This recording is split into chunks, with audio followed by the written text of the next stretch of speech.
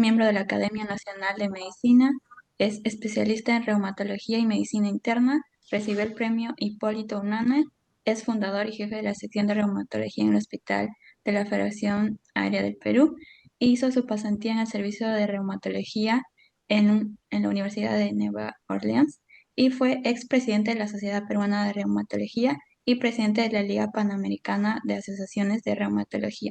Actualmente también es miembro titular de la Sociedad Peruana de Medicina Interna y miembro emérito de la American College of Rheumatology.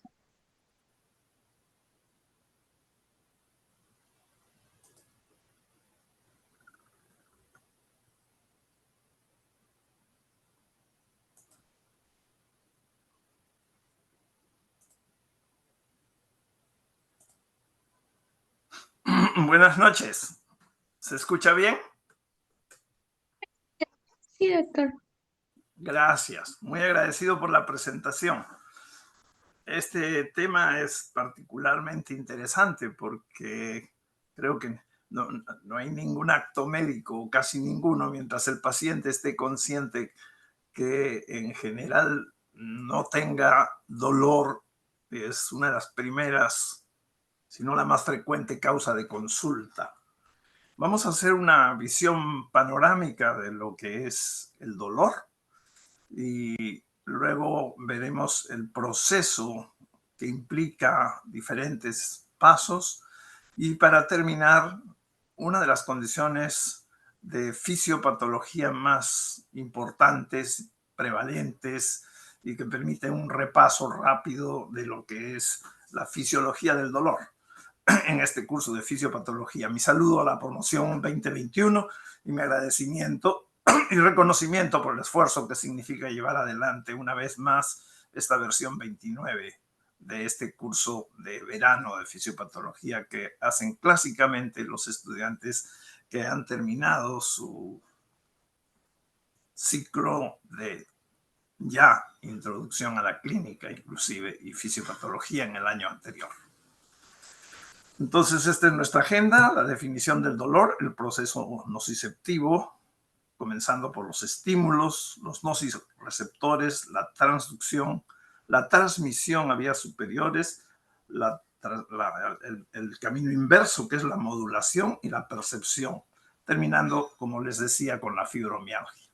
El diapositivo que sigue es un homenaje que siempre hago cuando hablo de dolor al doctor Alberto Villalobos, neurólogo de mi promoción, quien sintetizó en 2 palabras lo que es la sensación molesta del dolor.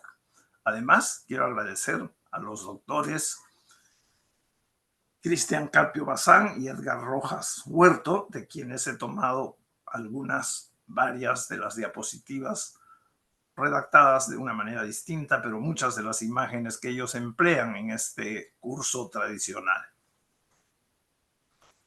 Y esa es la cifra que caracterizaría, con la que seguramente comenzaría mi compañero de promoción. ¡Ay, carajo! Él decía, con esa frase se representan los 2 grandes componentes de lo que es la percepción del dolor. El ay, que significa la percepción como tal de una experiencia molesta, y el carajo, que era la reacción personal de cada sujeto en base a su experiencia previa y a su comportamiento. El dolor, pues, es una percepción sensitiva y emocional, los 2 componentes. Desagradable, que motiva una conducta y puede estar o no asociada a daño tisular. Incluye desde la transducción del estímulo nocivo y todo el proceso que termina en el conocimiento y la parte emocional en las áreas cerebrales corticales. Lleva una función protectora. Se almacena en la memoria como un sistema de prevención futura para evitar el daño. Es difícil de medir. Sin embargo, en la clínica, en las diferentes especialidades, se utiliza esta llamada escala visual análoga que ustedes conocen en otras encuestas, donde se pone la carita alegre en un extremo que significa 0 de dolor y luego el dolor lo peor posible. esta escala repetida a través del tiempo nos puede permitir ver si estamos consiguiendo controlar la percepción y controlar el proceso de fondo que trae el paciente. Acá tenemos el proceso de dolor, comenzando en el lado izquierdo, derecho de la pantalla, donde alguna lesión o algún estímulo nociceptor estimula a los nociceptores que están extensamente distribuidos en el cuerpo humano, predominantemente en la piel. La transducción de ese estímulo, que se realiza en fibras que tienen un extremo, la fibra aferente, con el brazo que sale centrífugamente y termina en un receptor o en terminaciones libres. Esa es la transducción. Luego la transmisión hacia la médula y a vías superiores hasta que se llega, luego de la modulación descendente, a la percepción de esta experiencia. Este esquemita nos va a acompañar y lo voy a ir repitiendo porque vamos a ir desarrollando los diferentes pasos de este proceso, desde el estímulo, en la parte inferior izquierda de ustedes, derecha del diapositivo, la transducción a nivel del nociceptor, la transmisión desde el nociceptor primario utilizando axones de fibras de tipo A, delta y C, que veremos más adelante, el proceso ascendente hacia el sistema nervioso central previo paso por el tálamo y el sistema descendente inhibitorio con el cual se realiza el tercer paso, que es la modulación a nivel de las diferentes sinapsis, para terminar en la parte alta en lo que es la percepción con intervención de neuronas corticales y subcorticales. ¿Qué estímulos dolorosos conocemos a nivel cutáneo? Para comenzar, los estímulos térmicos extremos, el calor y el frío extremos. El calor, encima de 45, que ya quema, o el frío, menos de 5 grados, son estímulos externos que pueden llegar a producir dolor. El mecánico, también extremo, como la distensión de la cápsula de un órgano interno, de una víscera, la tracción o el espasmo del músculo liso en una fibra hueca.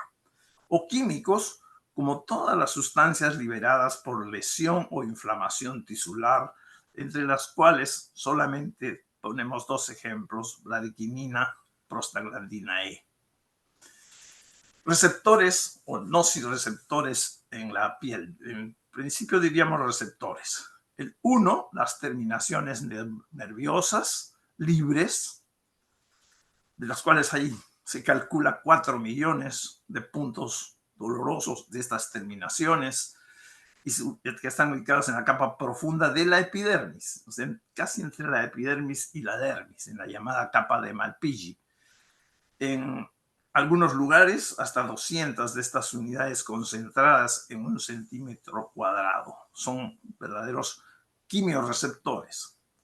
O los otros receptores que tienen más bien ya otras funciones, o que si el estímulo es suficientemente intenso también podrían transformarse en estímulos dolorosos, con los receptores corpúsculos de Pacini, que responden a vibraciones y a presiones, ubicados en la hipodermis profunda, corpúsculos de Ruffini, receptores de calor en la dermis y tejido subcutáneo, con el número 3, los de Krauss, con el número 4, receptores de frío, sobre todo en la hipodermis profunda y en la submucosa de la boca, la nariz, los ojos, los genitales, y los corpúsculos de Meissner, receptores de textura de los objetos, sobre todo en pulpejos de dedos, pezones, palma de manos y en todas las zonas que no están cubiertas por pelos.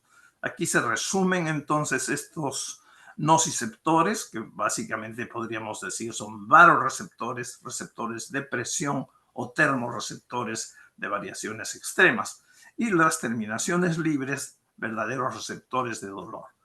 Estos son los principales que van a utilizar fibras de tipo A delta mielinizadas, como veremos un poquito más adelante, y que se distribuyen predominantemente a nivel somático, o fibras de tipo C extensamente diseminadas, pero que también se encuentran sobre todo predominando a nivel visceral. Otros tejidos que contienen receptores para dolor son los músculos, las articulaciones, donde generalmente estos receptores para dolor se activan por procesos inflamatorios. Las vísceras en las superficies de los órganos se activan por estímulos mecánicos intensos, como veíamos, que eran la distensión, la tracción y la isquemia, que puede verse en vísceras y también en músculos como ejemplo de un estímulo doloroso. El más claro, el infarto de miocardio, es la isquemia al músculo cardíaco la que provoca el dolor. Lo mismo puede haber isquemia en músculos estriados. Hablando más ampliamente de músculos y esqueleto, hay fibras A delta que transmiten y se activan por cambios en las concentraciones de yodo, de iones de potasio, bradiquinina, las contracciones sostenidas a nivel muscular, o terminaciones de fibra C que se activan por presión, calor o isquemia, sobre todo a nivel del tendón, a nivel del periósteo y en algunos órganos específicos. Nociceptores articulares y yuxtaarticulares son sobre todo terminaciones nerviosas libres de fibras C y responden a movimientos nocivos, por ejemplo, un esguince, o a una inflamación sinovial, sea la sinovial que tapiza las articulaciones o la que forma estuches o vainas tendinosas, o las que se encuentran en la sentesis, las zonas donde tendones, ligamentos se insertan en el hueso a nivel del periósteo.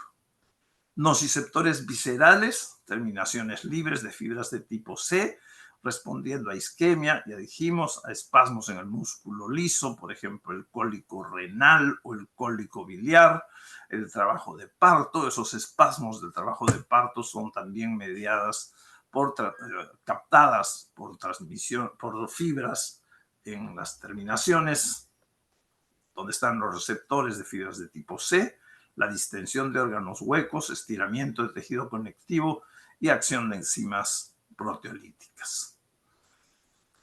La transducción puede ser de dos tipos. Se activan generando potenciales de acción que son transmitidas a la vía central, o la modificación, que puede ocurrir en dos sentidos. Ya esto es un tanto patológico, disminuyendo el umbral de excitación, con lo cual aumenta el número de receptores y da una señal positiva de sensibilización que termina en una respuesta dolorosa exagerada.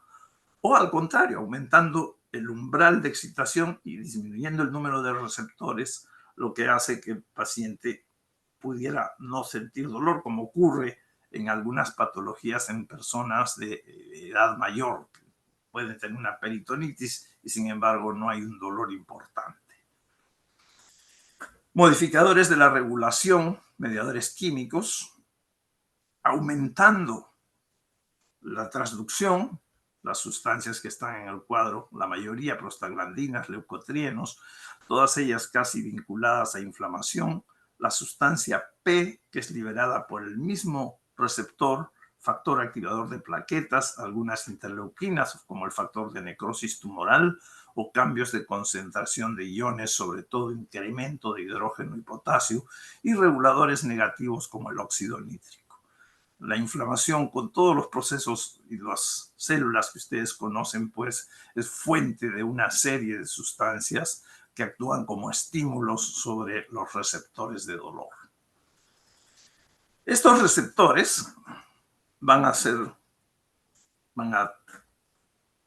la traducción, y a través de fibras nerviosas, como están aquí esquematizadas en la parte baja, sobre todo las fibras C y las fibras A delta, van a transmitir el estímulo hacia niveles centrales. Y entonces vamos ahora al número 2, la transmisión desde el nociceptor primario ubicado en la superficie corporal, en los músculos, las vísceras, y cómo a través de los axones de fibras A, delta y C van a llegar primero a la médula, luego al sistema nervioso central atravesando el tálamo, y de la misma manera el sistema descendente va a actuar modulando la sinapsis. Entonces vamos a pasar a la segunda parte del proceso, que es la transmisión. Transmisión de dolor y la temperatura van casi juntos. Y hay 3 neuronas, como sabemos. Las neuronas de primer orden, que están aquí graficadas en este esquema, y que son los corpúsculos, los receptores, los que hemos mencionado ya, y transmiten el dolor somático. Las que transmiten dolor somático tienen su cuerpo en los ganglios de las raíces dorsales de nervios raquídeos, y tratándose de receptores en la cara, son las neuronas que están, los cuerpos neuronales están en el ganglio de Gasser del trigémino. Y las otras neuronas de primer orden, las que transmiten dolor de origen visceral, tienen su cuerpo en los ganglios paravertebrales del sistema simpático en el tórax y en el abdomen. Cada neurona, como recordamos, tiene un axón centrífugo hacia el receptor y un axón centrípeto que va a hacer las primeras sinapsis a nivel del asta posterior con la segunda neurona a nivel de la médula espinal, en lo que se denominan láminas de Rexet. Las fibras que transmiten el dolor están aquí, esta es la clasificación con su diámetro y la velocidad, y básicamente las que participan en dolor son las A delta, que son mecano, termo y nociceptoras, con una velocidad rápida, son mielinizadas. Las no mielinizadas, que responden más o menos a los mismos estímulos y a los viscerales, y que son más lentas. Aquí en esta gráfica están los diferentes tipos de fibras nerviosas, y las que participan en el dolor, las A delta, que son las mielinizadas más delgadas, y las que no tienen mielina. Las terminaciones libres utilizan fibras C nociceptivas. Transmiten información de estímulos mecánicos, químicos y térmicos. Por eso se dice que son polimodales. Participan en el dolor crónico y neuropático, dolor de tipo ardor, fatiga, y vamos a ver el ejemplo más característico al final en la fibromialgia. Y los nociceptores de fibras de tipo A delta, que responden a estímulos de alta intensidad como un pinchazo o el pellizco. Algunas también responden a estímulos térmicos. Estas neuronas de primer orden hacen sinapsis con las neuronas de segundo orden, que tienen una disposición descrita ya desde hace más de 50 años por Rexet a manera de láminas. Aquí tienen ustedes la mitad de la sustancia gris a nivel de la médula, y es en el asta posterior donde se disponen a manera de láminas, donde están los cuerpos neuronales de las neuronas de segundo orden, las que hacen la sinapsis con las de primer orden y van a llevar los estímulos, van a transmitirlos hacia el tálamo primero y después hacia la corteza.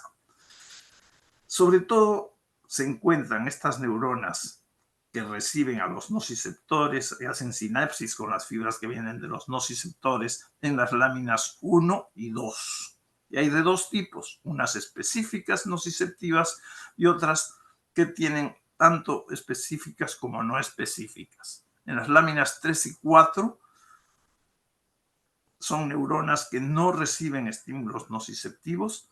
La 5 sí sirve, es más inespecífica. Y en la 6 llegan los estímulos procedentes de músculos y articulaciones. Desde aquí, las neuronas de segundo orden parten desde el cuerpo, desde el cuerno dorsal, hacen su decusación cerca a la comisura ventral para luego, a través del fascículo espinotalámico lateral, llegar al tálamo. Las de tercer orden se proyectan hacia el gyrus postcentral de la corteza primaria somatosensorial, áreas 1, 2 y 3, como veremos en el esquema siguiente. Entonces, toda esta es pues la vía de desde los corpúsculos o terminaciones libres nociceptoras, las fibras, la primera neurona, la segunda neurona y la ascensión hasta la percepción en la corteza. En la corteza, como sabemos, esta zona limitada por delante por el surco central y el surco postcentral, donde tiene representación el homúnculo, es donde se va a llegar a percibir el dolor y ubicar en los diferentes puntos. En este esquema trae la ampliación en profundidad para representarnos las conexiones desde el tálamo hacia diferentes partes profundas de esta área somatosensorial. Y tenemos la clásica representación de las zonas donde se percibe el dolor en el cerebro. Pero no todo es, como habíamos dicho, vía ascendente. Desde diferentes estructuras del sistema nervioso central va a haber otra vía que es más bien descendente e inhibitoria. Esto es lo que se denomina la modulación. O sea, no todo es transmisión de dolor. Existe una vía ascendente que lleva el dolor y una vía descendente que regula negativamente la sinapsis en los diferentes puntos donde éstas ocurren. Es la modulación. La transmisión nociceptiva es pues regulada, controlada y limitada por un sistema descendente que procede de neuronas ubicadas a nivel supraespinal. O sea, está la vía ascendente o aferente y la vía descendente. Y es a este nivel, en el asta posterior, en las láminas que mencionábamos, donde se realiza la regulación del estímulo doloroso. Las estructuras supraespinales a las que nos referimos parten de la corteza somatosensorial frontal y límbica, de los núcleos periventriculares del hipotálamo, los núcleos del RAFE y la formación reticular del bulbo. Inhiben las señales nociceptivas en las láminas 2 y 3 de Redex, en el asta dorsal de la médula y en la porción caudal del trigémino si hablamos de la cara. Actúan sobre terminales presinápticas y postsinápticas utilizando como principal neurotransmisor serotoninas y endorfinas. Aquí tenemos una clasificación de los neurotransmisores, que es importante porque, como ustedes saben, hay sustancias cuando queremos controlar el dolor que inhiben a las excitatorias y algunas que pueden actuar más bien potenciando a las inhibitorias. Es decir, frenar la excitación e incrementar la inhibición con sus diferentes constituciones. Y llegamos entonces a la parte de la percepción del dolor. La percepción, la experiencia del dolor, solo puede ser definida en términos de conciencia humana. Dolor, pues, no es igual a nocicepción. Solo aparece después de que ha ocurrido la nocicepción, la transmisión y la modulación. Y el dolor puede estar presente incluso sin nocicepción, como una expresión de excitación del sistema nervioso central. Y es lo que caracteriza, como vamos a ver, a la fibromialgia. La corteza cerebral es la que interpreta la calidad del dolor. Las señales del dolor tienen un fuerte efecto en el sistema reticular que explica las perturbaciones del sueño o insomnio en las pacientes o pacientes que experimentan dolor, sobre todo dolor crónico. El dolor, entonces, entendido clásicamente como el mecanismo de alarma de que algo anda mal, puede ser en sí mismo constituirse en una patología. Y es el ejemplo más característico que he querido traer, es el de la fibromialgia. No sin dejar de lado, por ejemplo, la lesión de nervio que ocurre en la infección por el virus de herpes zóster.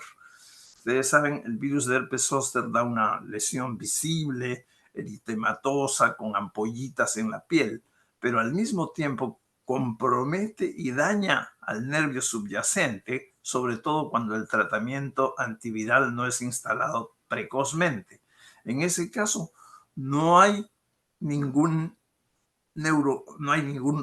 nociceptor, es el nervio mismo el que está generando el estímulo doloroso. Ese es un ejemplo de excitabilidad periférica del sistema nervioso periférico, pero es también el cerebro, la parte de la cortical y algunas estructuras subcorticales que son las donde se hace la percepción del dolor, las que pueden estar hiperexcitadas y constituirse en la fuente misma del dolor sin necesidad de que haya lesión periférica. En la fibromialgia no hay pues compromiso, no hay compromiso de músculo, ni de tendones, ni de articulaciones, ni de periósteo. El problema es la sensación de dolor persistente. La prevalencia es la condición de dolor crónico difuso más frecuente, la fibromialgia. En Estados Unidos, 2 a 5% de la población adulta lo tienen. Fíjense, es 1 de 20 en algunos casos. Gente joven, 35 a 60 años, sobre todo de sexo femenino. Estos pacientes vienen y se quejan de que les duele todo. Uno examina y no encuentra nada más que una hipersensibilidad y o alodinia, como vamos a ver cuál es la diferencia. Las características clínicas de la fibromialgia van más allá del simple dolor. Estos pacientes tienen, para comenzar, dolor difuso crónico, les duele todo, del pelo hasta las uñas, persistente, extenuante, y lo describen como terrible, como punzadas, como que quema. Hay hipersensibilidad en puntos sensibles a la presión. Se han tratado de identificar algunos puntos, estos son los más frecuentes, pero realmente estos pacientes donde uno les haga presión se quejan de dolor. Incluso uno les va a tomar la presión arterial y el solo hecho de inflar el manguito ya les está causando dolor. El sueño está perturbado, se despiertan a medianoche cuando se hacen electroencefalogramas, la onda que transmite, las ondas lentas que transmiten la profundidad del sueño están disminuidas, tienen un sueño muy superficial y están fatigados, cansados. Muchas veces hay asociación con trastornos funcionales en otras áreas, como el intestino irritable, alternan diarrea con estreñimiento, trastornos depresivos mayores, fatiga crónica, migraña. Entre la etiología se han descrito asociaciones con cambios genéticos, polimorfismos en enzimas que median, por ejemplo, el transportador de serotonina, desencadenantes ambientales, trauma físico, lesión, infección, estrés, son algunos de los componentes que participan en la etiología. Hay una sensibilización central, el dolor intensificado generalizado, que es lo que se conoce como hiperalgesia, es decir, estímulos dolorosos sí, pero que en personas que no tienen fibromialgia no causan dolor o causan dolor discreto. En estos pacientes hay un dolor muy intenso. Los neurotransmisores excitatorios, como son glutamato de sustancia P, están incrementados. Si queremos resumir lo que pasa en el proceso fisiopatológico en esta sensibilización central, vemos que los impulsos aferentes despolarizan, como es lo usual en el asta dorsal, pero aquí hay un exceso de calcio extracelular que difunde hacia las neuronas y causan liberación exagerada de glutamato, de sustancia P, que son las responsables de la hiperalgesia que hemos descrito, y la alodinia, que son percibidas en el cerebro. Hiperalgesia, pues, es la sensibilización de los receptores de dolor, origina a su vez aumento en el tamaño del campo del receptor en la posterior, en las láminas 1 y 2, con aumento de la respuesta celular. A esto se le conoce como sensibilización central. Es decir, si para causar el potencial de acción en condiciones fisiológicas normales necesitamos un determinado voltaje, esta activación de la axonal se produce con menos intensidad del voltaje y la respuesta es una descarga sostenida neuronal, a diferencia de la descarga intermitente que ocurre en condiciones normales. Diferente a lo que es la alodinia, que es estímulos que, como una pluma, que ocasionalmente no darían dolor, sino simplemente el roce. Estos pacientes lo sienten como dolor por un defecto en el umbral a nivel central y por alteración en las fibras táctiles A beta llegan en forma aberrante al asta posterior de la médula espinal. O sea, normalmente estas fibras transmiten solamente el tacto y se percibe como roce. Pero cuando hay una transmisión aberrante hacia el asta posterior, es como que estuviera cruzado. En vez de ir por la vía normal, van por el asta posterior encargada de percibir el dolor. Y entonces ese estímulo, que normalmente no debería causar dolor, va por la vía indebida y se percibe como dolor. Hay además un desorden en el procesamiento central del dolor. Y estos pacientes eran siempre confundidos como, bueno, está estresado, es exagerado, tiene un umbral muy bajo, pero ya hay evidencia en estudios de resonancia magnética funcional, no la común y corriente, esto en estudios, en centros de estudio de dolor y lo que se llama resonancia magnética funcional, se demuestra que hay aumento de la actividad en las zonas corticales y subcorticales encargadas de la percepción del dolor. O sea, esta es una condición, pues, donde se demuestra que no solamente es un trastorno de conducta, es un problema de hiperexcitabilidad central.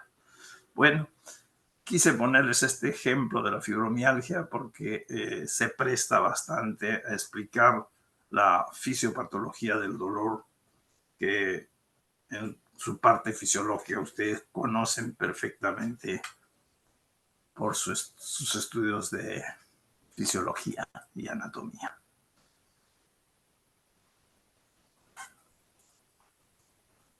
Ok. Muchas gracias por su...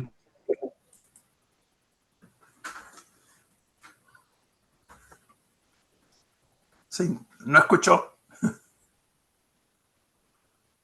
Sí, doctor, estamos viendo si es que hay preguntas de su Perfecto. ponencia. Gracias. Adelante, Milagros. Cuando hay calambres se usarían las fibras. Sí, el calambre efectivamente es la contracción sostenida muscular que llega a transmitirse a través de esa vía y ser percibido como dolor. ¿Hay forma de alterar la percepción del dolor? Preguntas. Sí, como se conoce que hay efectivamente exceso de mediadores, y por eso era la finalidad de ese cuadrito, hay una serie de fármacos que tienen como blanco el disminuir la concentración de mediadores excitatorios o de incrementar la concentración de serotonina a través de inhibir la recaptación, de manera que se pueda... Hay maneras de bloqueando los excitatorios o incrementando la acción de los inhibitorios. O sea, es el manejo farmacológico. Por ejemplo, estos pacientes con fibromialgia no tienen ningún beneficio con antiinflamatorios, ningún beneficio con corticoides. Hay que darles inhibidores de gabapentina, inhibidores de pregabalina, por ejemplo.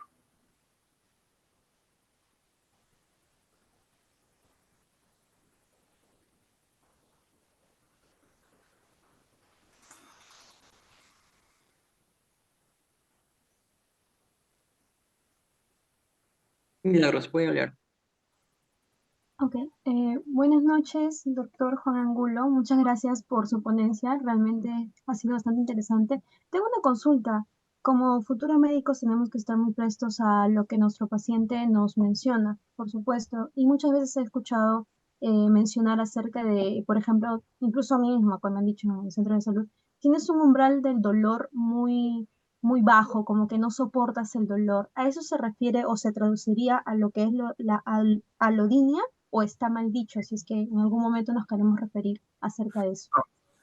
Como decía, la disminución del umbral básicamente provoca hiperalgesia, o sea, un estímulo que no debería causar dolor es percibido como dolor por un umbral bajo. La alodinia es un estímulo que no causa dolor en condiciones normales, como el roce de una pluma o la tomada de presión, sin exagerar, el llevar a 25 el manguito de mercurio, sino ponerlo en 14, 15 y que ya está sintiendo dolor. Lo que en el común de las personas no provoca dolor y no es un estímulo característico, no es un pinchazo, no es no es fuego, sino el roce de una pluma les produce dolor por una transmisión aberrante, una conexión aberrante a nivel de la médula. Entonces, la alodinia es distinta a la hiperalgesia. Los dos son alteraciones en la percepción de dolor, ¿no? Ok, muchas gracias. Doctor, tenemos más preguntas en el chat. Preguntan si cómo se explicaría el dolor fantasma en los pacientes amputados. ¿Cuál sería su patología? Eso es interesante. Efectivamente, esa es otra de las formas de alteraciones en la fisiología, es decir, la fisiopatología del dolor. Bueno, lo que sucede es que generalmente antes de la amputación, generalmente, ha ocurrido algún proceso patológico que causaba dolor. Y se acuerdan que el dolor también tiene la característica de memoria. Entonces, es una persistencia de excitabilidad de las vías que conducían antes a los estímulos que llegaban al miembro mientras existía.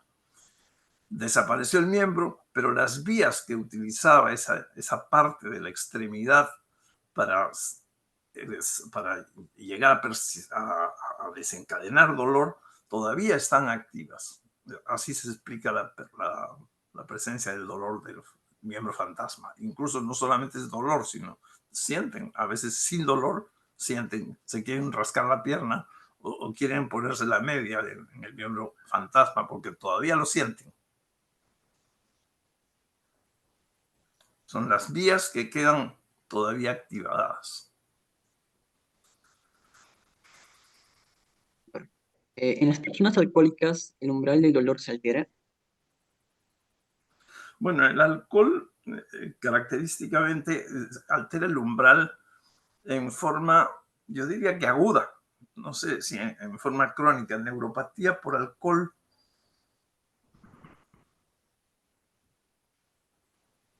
No sé, en la diabetes sí, pero estamos en el sentido contrario, ¿no? Los pacientes diabéticos como que pierden la capacidad de percibir el dolor, pierden no solo la capacidad de percibir el dolor, sino las percepciones, la percepción de posicional, y por eso es que tampoco perciben los estímulos protectores a nivel de articulación y hacen formas muy severas. La artropatía de Charcot, que es una artrosis exagerada por falta de reflejos o de percepción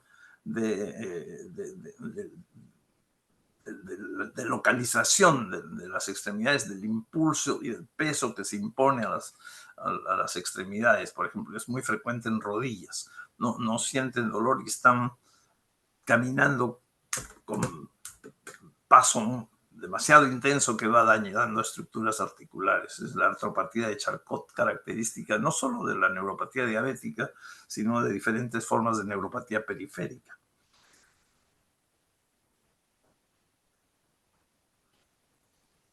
Ok, doctor. Aquí tenemos otra pregunta. ¿El umbral del dolor de qué depende que a veces sea tan variada entre diferentes pacientes? ¿Puede deber a heridas pasadas o algo así? ¿Puede haber qué? ¿Se puede deber a heridas pasadas? Bueno, eh, eh, sí, es muy frecuente la influencia de historia previa de dolor o del entorno. Por ejemplo, un ejemplo que demuestra cómo el umbral puede ser alterado también conscientemente o inconscientemente. Las gestantes, ustedes pueden encontrar una parturienta que da luz sin mayores molestias, con apenas algunos gestos de dolor. Y otras que gritan y gritan frente a un parto eutóxico, o sea, un parto que no tiene nada de patológico. Eso les muestra diferencias conductales, a veces en las mismas salas donde se están en teoría preparando para la gestación, ayudando a la gestante a prepararla para el momento del parto. Las historias que cuentan otras pacientes son terribles y hay algunas pacientes que les va peor cuando están asistiendo a estas sesiones.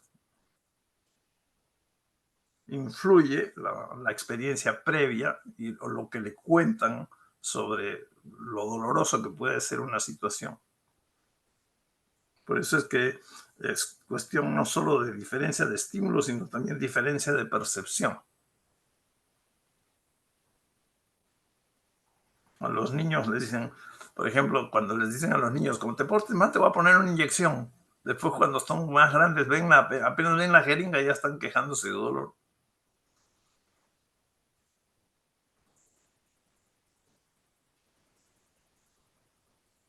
Sí, doctor. La última pregunta que vemos ahí es si existe algún papel del factor psicológico en el dolor. Definitivamente participa en el aspecto de percepción. O sea, el mismo estímulo, a pesar de que desencadene la misma descarga, la misma magnitud de ondas, la misma frecuencia de ondas eléctricas, es percibida de una manera diferente. El momento psicológico, por ejemplo, los boxeadores se dan de golpes, pero a muerte en el ring, y sin embargo ahí pueden no estar, no experimentan el dolor en base al momento que están pasando. Una vez que termina la pelea, comienzan a sentir los dolores. O sea, la atención que le prestemos al estímulo doloroso influye también.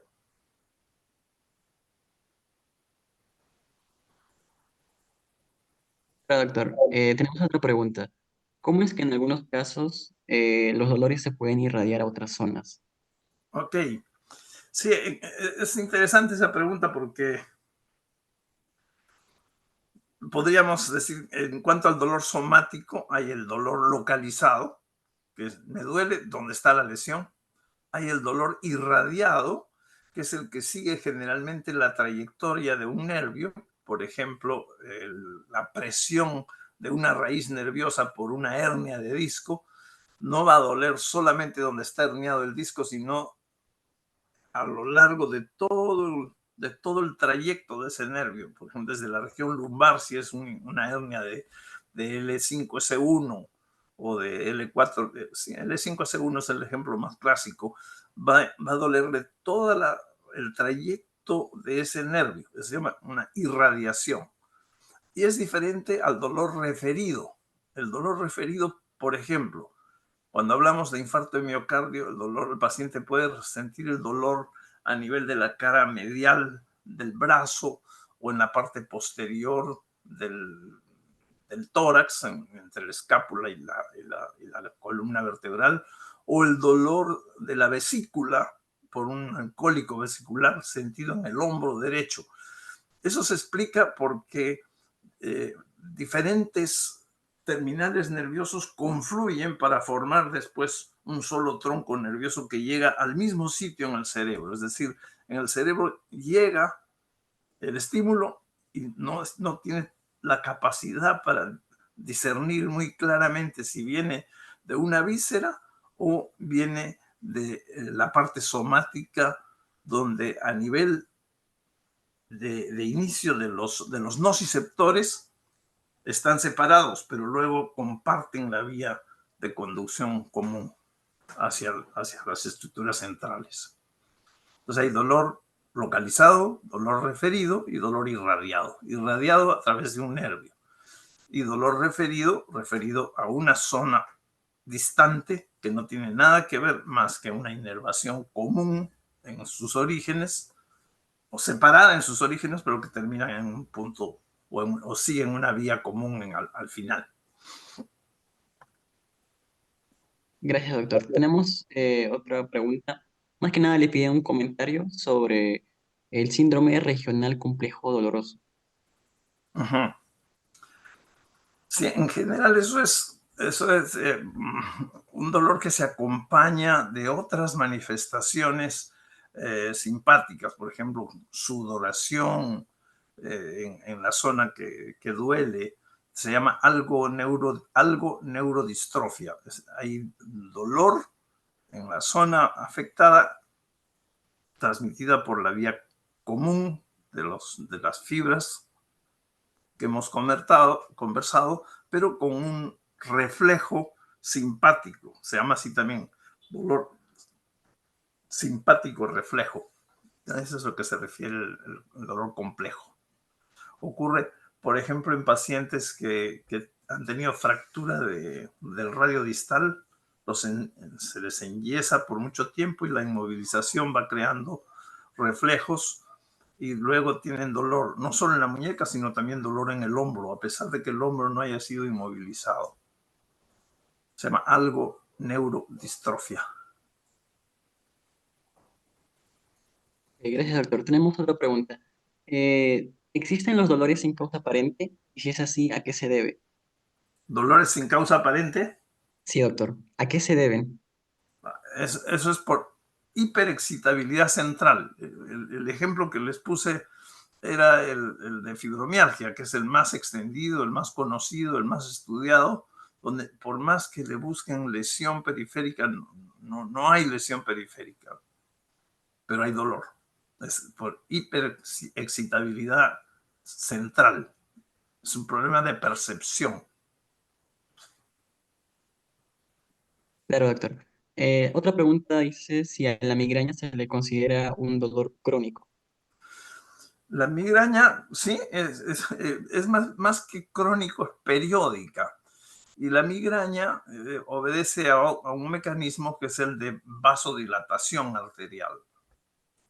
Y la dilatación de las arterias es capaz de dar un dolor que es el que caracteriza, por eso tiene distribución básicamente arterial, ¿no? Hemicránea también se le denomina. Y los fármacos que la controlan son los que más bien previenen o evitan la vasodilatación arterial periférica.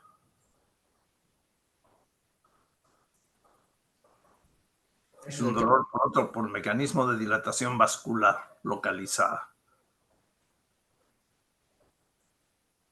Ok, doctor. Tenemos una última pregunta. ¿El dolor constante en la cabeza suele asociarse a un posible aneurisma? ¿Cuándo hay que tomar conciencia de que hay que realizar una resonancia? Sí, el problema es que cefalea tiene muchísimas causas y cefalea crónica tiene infinidad de causas, desde cefalea emocional simplemente. Entonces, cuando este es un dolor de cabeza, dicen, ¿no? O cualquier problema que surge. El aneurisma generalmente es asintomático hasta que se rompe, ese es el problema. Que yo sepa, no hay una historia previa de cefalea persistente, localizada. Duele cuando se rompe y la sangre irrumpe en el espacio subaracnoideo. Por eso es que es tan difícil hacer diagnósticos de aneurisma antes de que se rompa, hasta donde yo sé.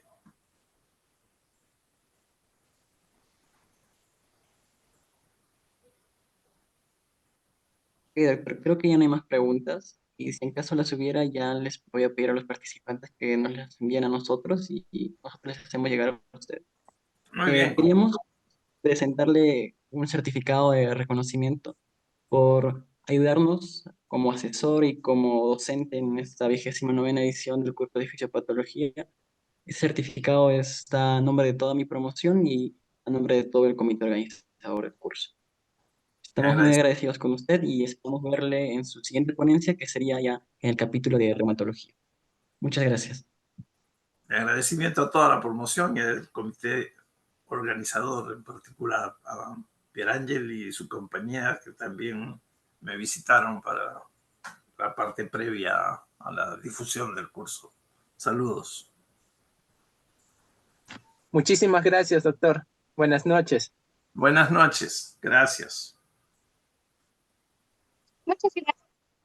Yo le estaba escuchando sus palabras y bueno, nuevamente agradecerle por la bonita ponencia que nos ha dado el día de hoy y por resolver todas las dudas de los participantes. Gracias, Pierangeli. Buenas noches. Chao, gracias por la ponencia, doctor. Muchísimas gracias. Hasta luego, doctor. Cuídese. Para los participantes que están por el chat, bueno, algunos ya se fueron, pero de todos modos les voy a reiterar.